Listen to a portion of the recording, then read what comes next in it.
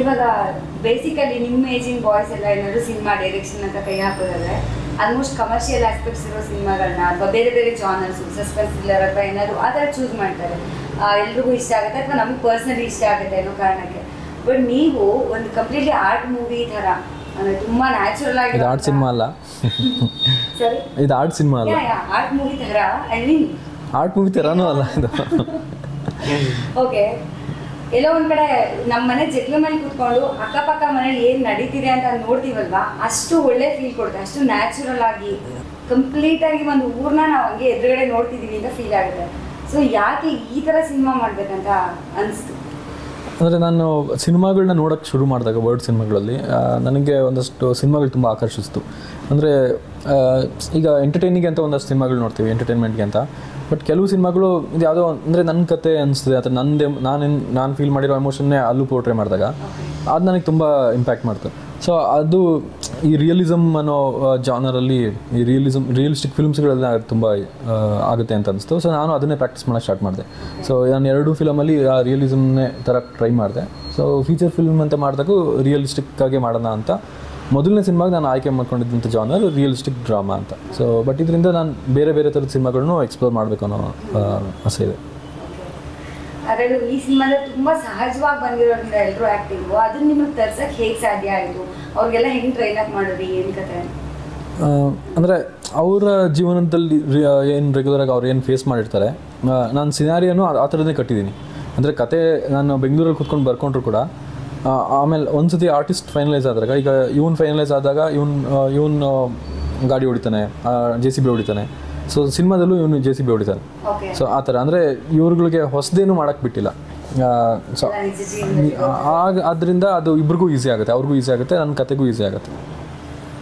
ಅದೇ ಮೊನ್ನೆ ಪ್ರೆಸ್ ಮೀಟಲ್ಲೂ ಹೇಳ್ತಾ ಇದ್ರು ಅದ್ರಲ್ಲಿ ಹೆಂಗಿದೋ ನಿಮ್ಮ ಕ್ಯಾರೆಕ್ಟರ್ ರಿಯಲ್ ಲೈಫಲ್ಲೂ ಹಾಗೆ ಇದೆ ಅಂತ. ಸೊ ಇಷ್ಟು ಮನೇಲಿ ಫುಲ್ಲು ಹವನ ಅಂದರೆ ನಮ್ಮ ತಾಯಿ ಜೋಡಿ ಇರಂಗಿಲ್ಲ ರೀ. ನಾನು ಎಲ್ಲ ಇಲ್ಲಿ ನಮ್ಮ ದೊಡ್ಡಪ್ಪರ ಮನೆ ಇರ್ತೀನಿ. ನನಗೆ ಹಂಗೇನಿಲ್ಲ. ಆದ್ರೆ ನನಗೆ ಸಿಟ್ಟು ಬಂತಂದ್ರೆ ನಾ ಯಾರನ್ನೂ ಕೇಳಂಗಿಲ್ಲ, ಬೇದಾಡೋತಿ ಮಾಡ್ತಾ ಇರ್ತೀನಿ.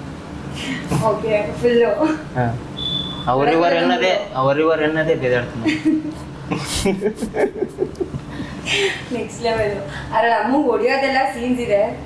ಸೊ ಆದ್ರೂ ಹೊಡೆದಿಲ್ಲ, ಸುಮ್ಮನೆ ಆ್ಯಕ್ಟ್ ಮಾಡಿದ್ರೆ ಆ್ಯಕ್ಟ್ ಅಂತಲ್ಲ, ಹೊಡೆಯೋದಿಲ್ಲ. ಹೊಡೆಯೋ ಥರ ಮಾಡ್ತಾನೆ. ಓಕೆ, ಊರಲ್ಲಿ ಇವಾಗ ಅಷ್ಟೆಲ್ಲ ಜನ ಇದ್ರು, ಸಿಕ್ಕಾಪಟ್ಟೆ ಜನ ಇದ್ರು. ಸೊ ಇವ್ರನ್ನ ಬೇಸಿಕ್ ಇವಾಗ ಯಾರ ಮೇನ್ ಲೀಡ್ ರೋಲ್ ಅಂತ ತೊಗೊಂಡಿದ್ದೀರಾ, ಅವನ್ನೆಲ್ಲ ಹೇಗೆ ಚೂಸ್ ಮಾಡಿದ್ರಿ ನೀವು? ಆಡಿಷನ್ ಮಾಡಿದ್ರೆ ಅಥವಾ ಹೇಗೆ ಆಡಿಷನ್ ಇವರೆಲ್ಲ ಹೇಗೆ ಪಾರ್ಟಿಸಿಪೇಟ್ ಮಾಡಿದ್ರು? ಅಂದರೆ ಆಡಿಷನ್ ಮಾಡಿದ್ವಿ ಬನ್ನಿ ಅಂತಂದರೆ ಯಾರು ಬರಲ್ಲ. ಅಂದರೆ ಎಲ್ಲರೂ ನಾವು ಆಡಿಷನ್ ಕೂತ್ಕೊಂಡ್ರೆ ಬೆಳಗಿನ ಸಾಯಂಕಾಲ ನಾವು ಒಬ್ಬರೇ ಕುಂತಿರ್ಬೇಕು, ಎಲ್ಲ ಹಿಂಗೆ ನೋಡ್ಕೊಂಡು ಹೋಗ್ತಿರ್ತಾರೆ ಅಷ್ಟೇ. ಸೊ ನಾವೇ ಎಲ್ಲರ ಮನೆಗೂ ಹೋಗಿ ಬಂದಿದ್ದು. ಸೊ ಎಲ್ಲರ ಮನೆಗೆ ಹೋಗಿ ನಮಸ್ಕಾರ, ನಾನು ಇಂಥವ್ರ ಮಗ ಅಂತ ಅಂದ್ಕೊಂಡು. ಸೊ ಪ್ರತಿ ಮನೇಲೂ ಅವರು ಟೀ ಕೊಡೋರು. ಸೊ ಆ ಥರ ನಾವು ದಿನಕ್ಕೊಂದು 20 ಮನೆಗೆ ಟೀ ಕುಡಿತಿದ್ದು. ಸೊ ನಿಮಗೆ ಒಂಥರ ವರ್ಕ್ಶಾಪ್ ಆಗೋಗಿದೆ ಇವಾಗ. ಹೌದು ಹೌದು, ಸೆಲೆಕ್ಷನ್ ಪ್ರೊಸೀಜರ್ ಕರೆಕ್ಟ್. ಸೊ ಅಂದರೆ ಪ್ರತಿ ಮನೇಲೂ ನಾವು ಹೋಗಿ ಈ ಮನೇಲಿ ಆ ಮನೇಲಿ ಯಾರ್ಯಾರಿದ್ದಾರೆ, ನಮಗಿರೋ ಕ್ಯಾರೆಕ್ಟರಿಸ್ಟಿಕ್ ಲಿಸ್ಟಲ್ಲಿ ಇವ್ರ ಮನೇಲಿ ಯಾರು ಹೊಂದ್ತಾರೆ ಅಂತ ನೋಡ್ಕೊಂಡು ಆ ಥರ ಹುಡುಕ್ತಾ ಬಂದಾಗ ನಮಗೆ ಒಂದಷ್ಟು ಜನ ಗಂಡು ಮಕ್ಕಳನ್ನ ಅಂದರೆ ಗಂಡಸನ್ನ ಸೇರಿಸೋದು ಈಸಿ. ಸೊ ಒಂದಷ್ಟು ಜನ ಯಾರಾದರೂ ಅಂಕಲ್ ಟೈಪ್ ಅವ್ರಿಗೆಲ್ಲ ಹೇಳಿಬಿಟ್ರೆ ಅವರು ಒಂದಷ್ಟು ಜನ ಕಲೆ ಹಾಕಿದರು. ಅವರಲ್ಲಿ ಒಬ್ರಿಗೆ ಇವ್ರ ಗಂಡನ ಪಾತ್ರ ಮಾಡಿದವ್ರ ಥರ ಸ್ವಲ್ಪ ಈ ಲಕ್ವ ಹೊಡೆದಿರೋ ಥರ ಆ್ಯಕ್ಟ್ ಮಾಡಿಬಿಟ್ಟು ನಡೀರಿ ಅಂತ ಅಂದ್ಬಿಟ್ಟು ಒಂದಷ್ಟು ಜನಕ್ಕೆಲ್ಲ ಆಡಿಷನ್ ತೊಗೊಂಡೆ. ಸೊ ಅದು ತುಂಬ ಫನಿ ಕ್ಲಿಪ್ ಥರ ಬಂದಿದೆ.